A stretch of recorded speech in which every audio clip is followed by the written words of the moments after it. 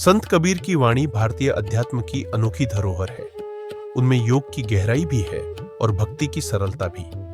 कबीर ने योग और भक्ति दोनों का संगम कर एक ऐसी साधना का मार्ग दिखाया जो आज भी उतना ही प्रासंगिक है जितना उनके समय में था।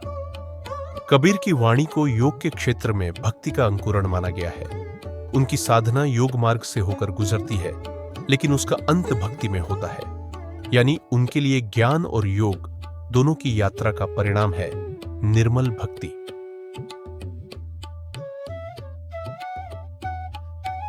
योगी, विशेषकर हठ योगी, समाज की ऊंच नीच पर प्रहार तो करते हैं, लेकिन उनके भीतर एक श्रेष्ठता का भाव बना रहता है। कबीर का आदर्श भक्त इससे भिन्न है। वह समाज में ऊंचे स्थान पर होते हुए भी तृणादपि सुनीचेन, यानी घास के तिनके से भी अधिक विनम्र होने का आदर्श अपनाता है।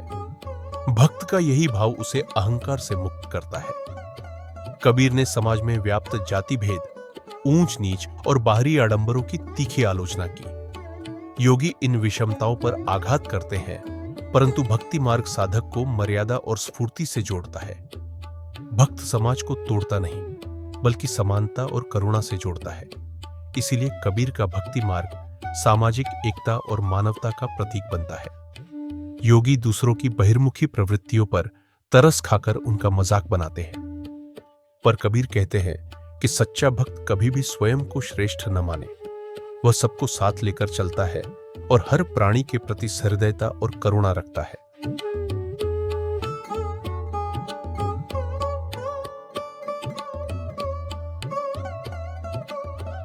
कबीर बताते हैं कि कल युग में भक्ति ने साधना को वाकई आसान बना दिया है, लेकिन साथ ही वे यह भी कहते हैं कि भक्ति में केवल लापरवाह होकर बैठना ठीक नहीं है।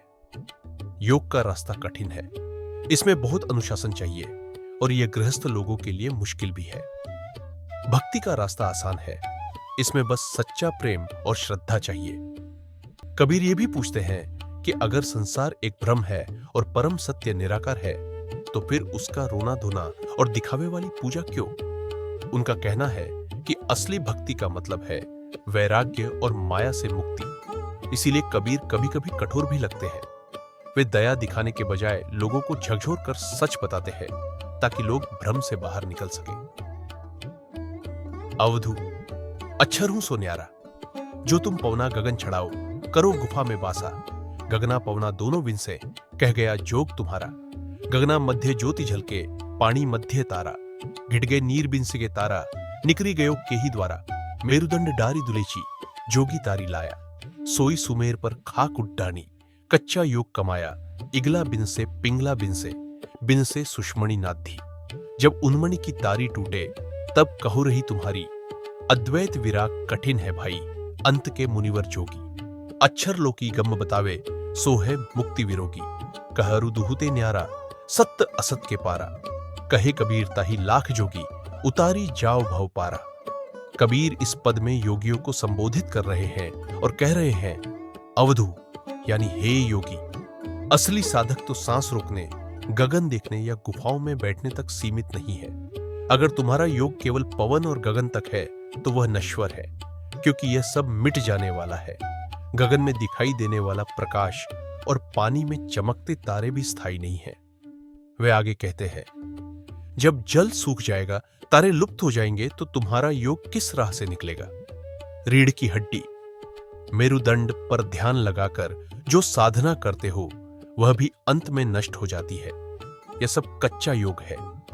कबीर योगियों की नाड़ियों की साधना पर भी व्यंग्य करते हैं। इड्डा, पिंगला, सुषुम्ना, ये सब नाड़ियां भी नाशवान है। इन पर टिके योग का अंत निश्चित है। जब यह डूब जाएगी, तो तुम्हारा सहारा कहां बचेगा? फिर वे सच्चे योग की ओर संकेत करते हैं। अद्वैत और विराग, यानी एकत्व और अनासक्ति, यही कठिन है और यही सच्चा मार्ग है। जो केवल लौकिक बातें करता है, वह कभी मुक्त नहीं हो सकता। सच्चा साधक तो सत्य असत्य से भी परे उठ जाता है। यही वह साधक है जो भव सागर से पार उतार सकता है। गगन गरजेता सदा पावक झरे, होत झंकार नित बजत तुरा। बेद कत्तेब की गम नाहीता, कहे कबीर कोई रमई सूरा। गगन की गुफा तह गैब का चांदना, उदय और अस्त नाम नाही। दिवस उरेंतः नेक नहीं पाइये, प्रेम प्रकाश के सिंधु माही, सदा आनंद दुग्धवद व्यापे नहीं, पूर्णानंद भरपूर देखा। भ्रम और भ्रांतितः नेक आवे नहीं, कहे कबीर रस एक पेखा। इस पद में कबीर उस अवस्था का वर्णन करते हैं जहां साधक परम सत्य का अनुभव करता है। वह संसार के बीच रहते हुए भी हंस की तरह झूलता है, डूबता नहीं। वहां न दिन है न रात, न उदय है न अस्त, न वेदों का जोर है न शास्त्रों का बोझ, केवल प्रेम का प्रकाश है, आनंद का सागर है। यही वह स्थान है जहां दुख दर्द मिट जाते हैं, जहां भ्रम और भ्रांति समाप्त हो जाते हैं। साधक पूरी तरह ब्रह्म में लीन होकर केवल एक रस आनंद में झूलता है। इस प्रकार कबीर ने योग को दो भागों में बांटा। कच्चा योग जो केवल शरीर और नाड़ियों तक सीमित है, और सच्चा योग जो आत्मा को परमात्मा में मिला देता है। असली योग आसन और प्राणायाम तक नहीं, बल्कि प्रेम, भक्ति और अद्वैत के अनुभव तक पहुंचने में है। यही मुक्ति का मार्ग है। कबीर की वाणी हमारे भीतर का भ्रम चकनाचूर कर देती है।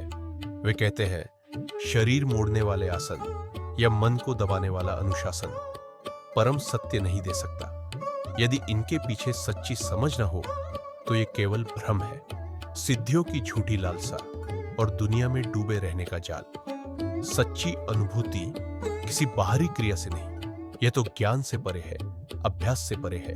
यह है गहन अंतर्दृष्टि। कबीर दीवारें तोड़ते हैं।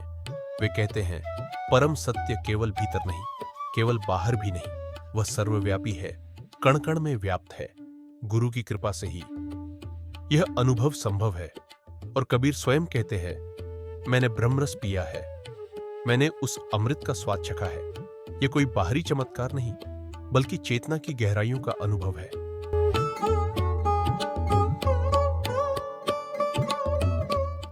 परम सत्य इतना विराट, इतना अनिर्वचनीय है कि कबीर भी व्याकुल हो जाते हैं। शब्द लड़खड़ा जाते हैं। ऐसा लो, नहीं तैसा लो, मैं कही विधि कहूं गंभीरा लो। भीतर कहूं तो जगमैला जे, बाहर कहूं तो झूठा लो। बाहर भीतर सकल निरंतर, गुरु प्रतापे दीठा लो। कबीर की वाणी हमें बताती है, साधना का मार्ग कठिन भी है और सहज भी। कठिन तब जब हम इसे आसन, नाड़ियों और आडंबरों में ढूंढते हैं। सहज तब जब हम इसे भक्ति, प्रेम और अनुभव के रूप में जीते हैं। कबीर कहते हैं, अवधू अक्षर हूं सो न्यारा। सच्चा योग वह है जो सांस और शरीर की सीमाओं से परे जाकर अद्वैत और विराग में टिके। और जब साधक इस अवस्था में पहुंचता है तो वहां न दिन है न रात, न वेदों का बोझ है न शास्त्र का जंजाल। वहां बस एक ही रस है, प्रेम का रस, आनंद का रस। कबीर का यही अंतिम संदेश है। साधना का लक्ष्य कोई चमत्कार नहीं, बल्कि भीतर की उस ज्योति का अनुभव है जहां आत्मा और परमात्मा एक हो जाते हैं। यही है सच्चा योग, यही है सच्ची भक्ति और यही है मुक्ति का मार्ग।